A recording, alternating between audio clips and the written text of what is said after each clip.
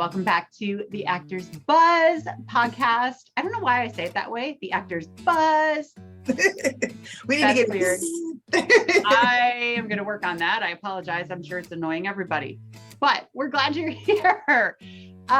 We are talking this week about a subject that can either be fun or scary, or both. But I'm Misty, and this is the amazing, the fantastic, the full of joy, the lift your mood, tell it like it is, Paula. Hey, I'll Paula. take it. Hey, y'all. That is what I try to do, is lift people's moods. I do. Life is hard, so I try to bring a little bit of joy. I just try to be that person. I really do. Not perfect. You are that. I definitely try to do that. You are. How are you? It's so good to have you. I love you. Good to be here too.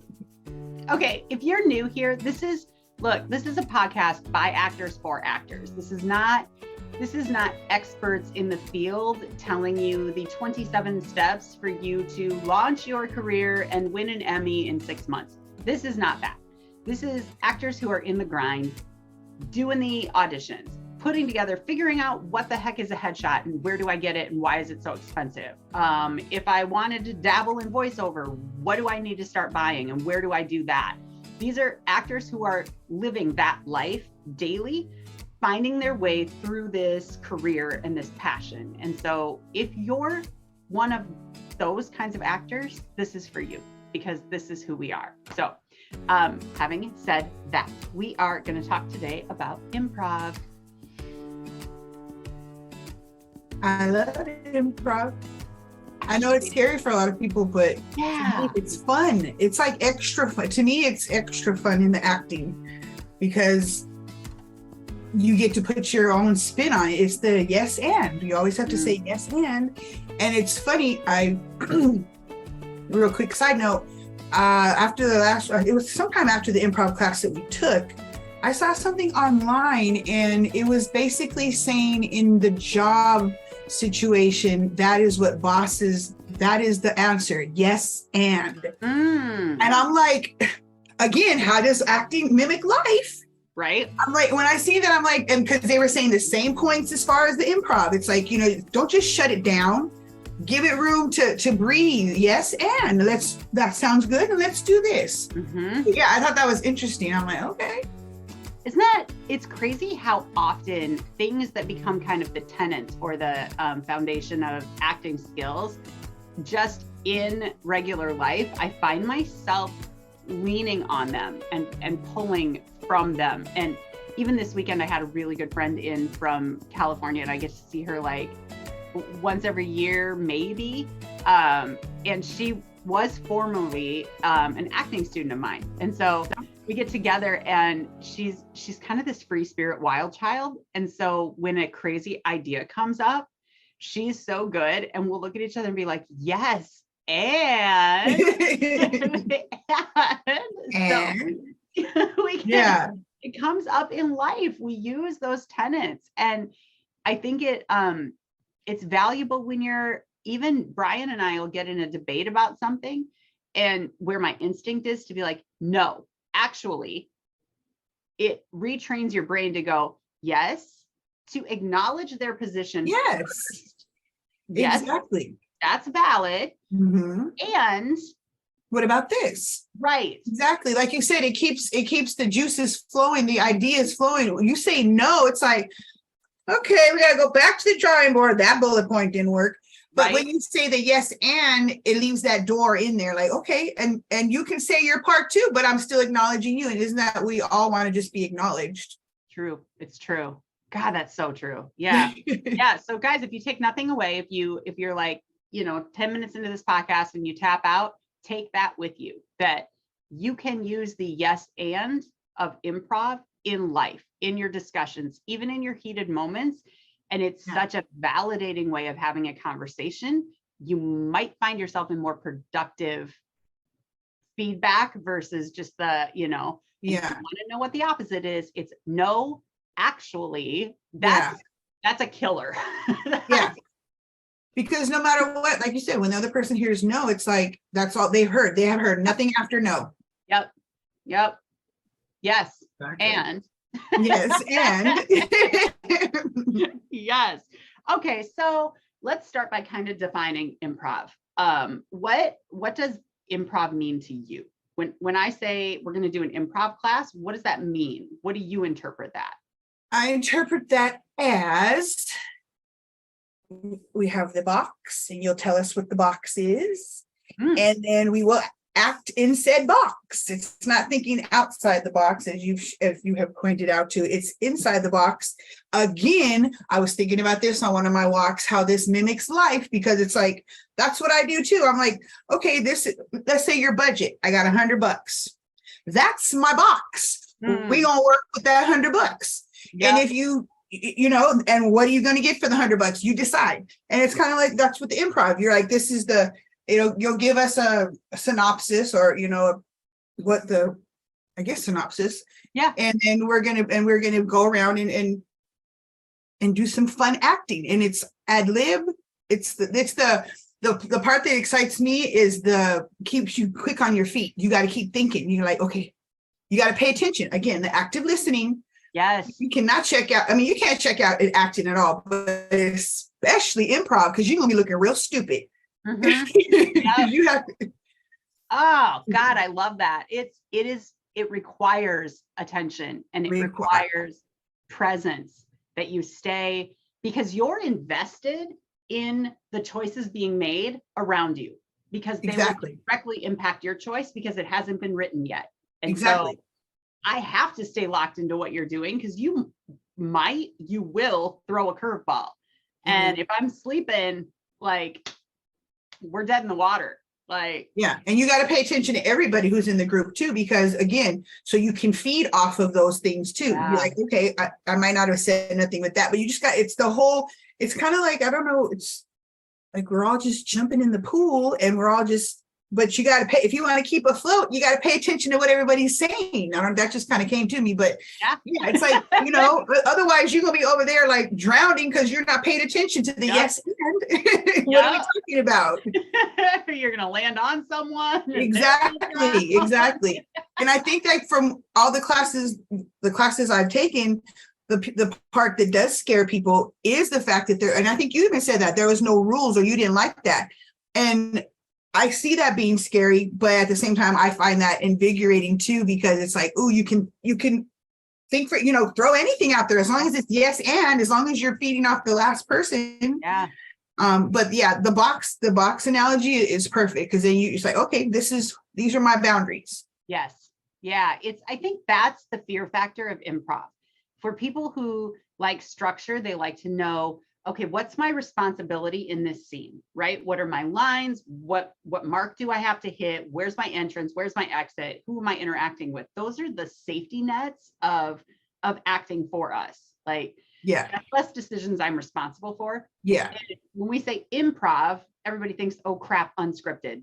I don't know what my responsibility is here. I don't know how I contribute, what I contribute, when, how much.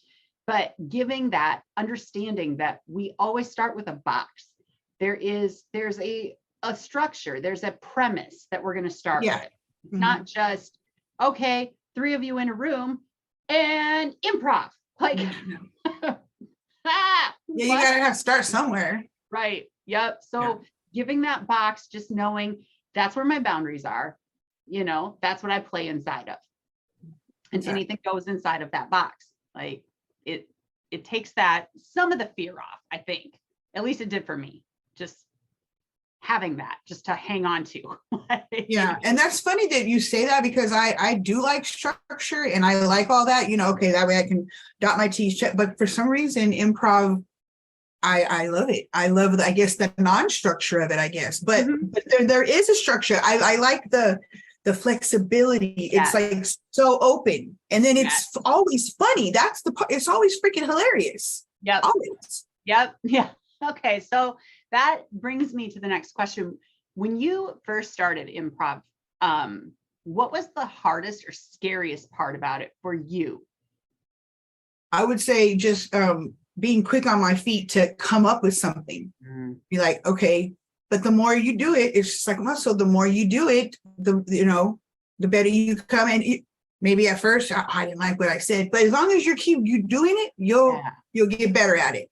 Yeah. And yeah, it's fun. I like it. It's fun, especially since you taught us the structure of it. You know, that Tina Fey thing that you shared. It's like it's fair. That was very, very helpful. Like I said, I just like the flexibility of it and keeps you on your feet, keeps your creative juices flowing. Mm-hmm. That's what I like about it.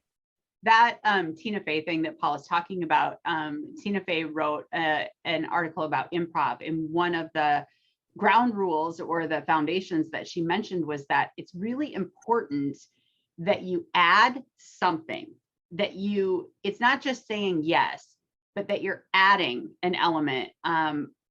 We don't think about it so much, but people in an improv scenario who only ask questions put all of the responsibility for creating the scene and creating what's happening on the other person. If all I'm doing is saying, you know, if somebody says in the improv, okay, well, the car's broken down. And the response you get is, well, what are you going to do? Well, I guess we can try to find a mechanic. Okay, well, do you know any mechanics?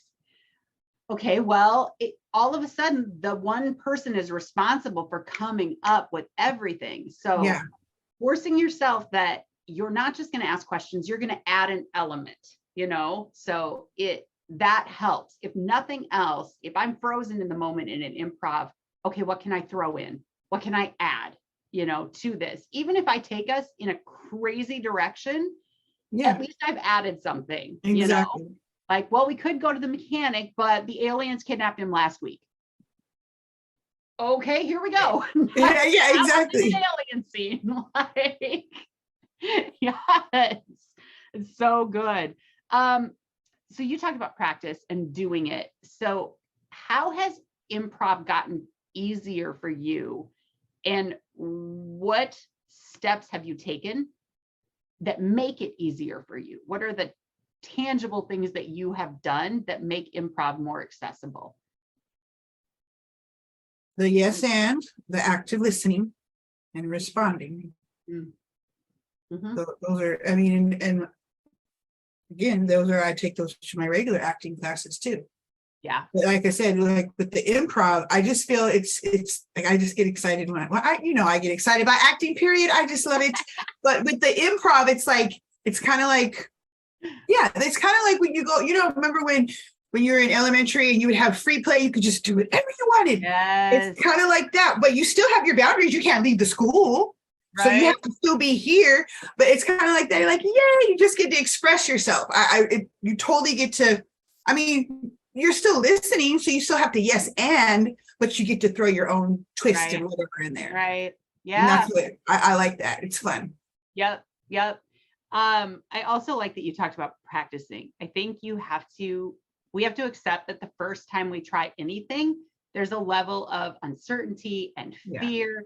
I think it's natural that we worry that we're going to be the one that wrecks it, that we'll look like an idiot, that we won't get it, and everybody will have this inside language and we'll be left out. I mean, there's so many tapes that play in our head into our insecurities. You just have to know going in the first time, you're going to feel those things, and that's perfectly normal and natural. Yeah. And just drive through it, because the second time you don't have all of those unknown elements. And exactly. So, you're like, okay, this is what it is like. Yeah. And exactly. And the more you do it, the more you're like, okay, because that's how it was for me. Because the first time I did it was in the first acting class I took back in Kansas. And it was, we just always going in a circle, and I didn't have a lot to say because I didn't know. I mean, as far as, again, the more you do it, the more creative you can become, because it's just like a muscle. You just keep doing it. Yep. So and it's not as scary every time you do it, just like with the acting classes too. If people think acting classes are scary, I mean, at first, maybe they never were for me. I don't know. I just came with so much fun and excitement, but I understand. I get butterflies and I get excited, but it wasn't like, oh, yeah. It's fun excitement, and I hope it always stays that way. Yeah. It's only the first time. Yeah, exactly. Time after that, but you can't get to the second or the third time. Exactly, you got to go through it. First one, so exactly. Yes, just embrace the suck. Embrace it. Yes. Okay, so this is as we're kind of wrapping up here, this is the question I'm most interested in. How has improv and practicing it and being a part of it, how have you seen it impact your scripted acting? Because it really, I can't say it enough, the active listening, and even being improv keeps you quick on your feet with creativity. And just like sometimes in class, when regular class, then someone might skip a line. And just the other day, I was reading with Darius. I don't think you noticed. He skipped 2 lines. I was like, okay, he didn't notice, so I'm gonna just keep on going. It's like it's that. You don't have to be like, you messed up. No, I'm not gonna mess. I want to keep the flow. I guess that's the point, to keeping the flow going. It's not about, oh, you skipped a line. I was like, okay, he didn't catch it. All right, I'm gonna go down here and I'm gonna just keep going. I don't even think, and I think that's something the improv does. It keeps you trying to just keep the flow going, so that even though we're not on a TV or whatever, but they would expect that if you were on a shoot. Okay, come on, can you ad lib it? So oh wait, I lost my lines. Just, you can't be so stuck to your lines. I mean, they're there for importance, of course, but the flow of the production needs to be too. I have noticed your acting in a scripted scene, there is such an intuitive nature to it now that you make bold choices, but when somebody takes a different turn, the other person makes a different choice, you so intuitively shift gears now. And it's not an audible thing. I don't go, oh, there was Paula making an adjustment.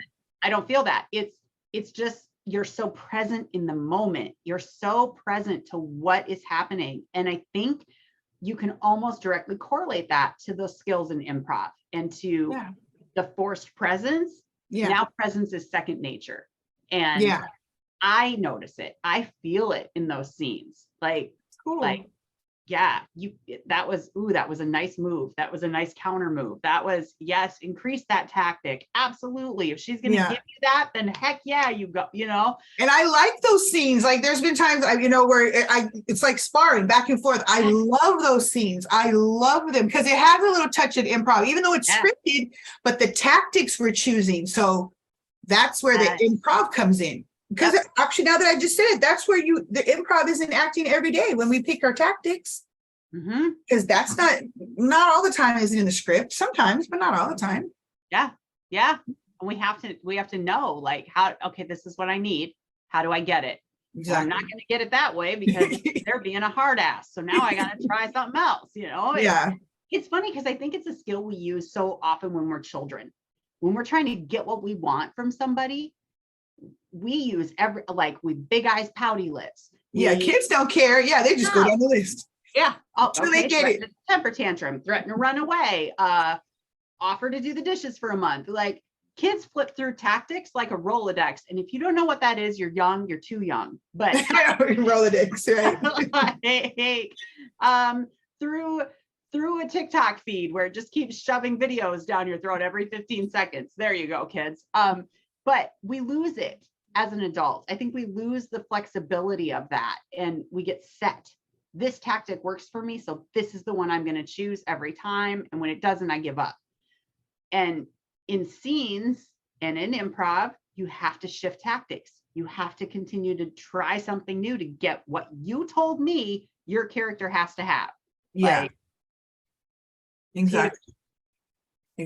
Huge. Okay. Anything else you want to say about improv? That it is fun, and don't let it scare you, because again, there is a parameter. If the non-parameter part scares you, there's a box, and then you just go play in the box. You get to play. Just listen and play.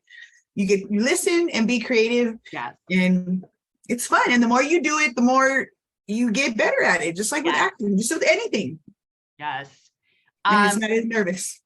You're not as nervous about it, which I really wasn't, but that's just me. You're fairly fearless. Yeah, I'm pretty fearless. I mean, I'm not saying I don't get nervous, but nothing that's going to stop me from doing anything. Right. Acknowledge it, move through it. Like, exactly. There it is. Exactly. There's that feeling. Okay, here we go. Yeah. Exactly. We're going to do some more improv, like mini workshops open to the public, free for everybody, you guys. So Ooh. keep an eye on the podcast. I'll put links here on our YouTube channel and in our community, which is linked in all of these podcasts, but free. Just come, act with us, have fun. Yeah, and, have fun. You know, no, what are you risking? Like, nobody's getting an Emmy. So chillax, show up. It's fun, exactly. And who knows, you might just like it and you might get the bug. I love you. Thanks for Love doing you this with too. me. Good night, everybody. See you next week.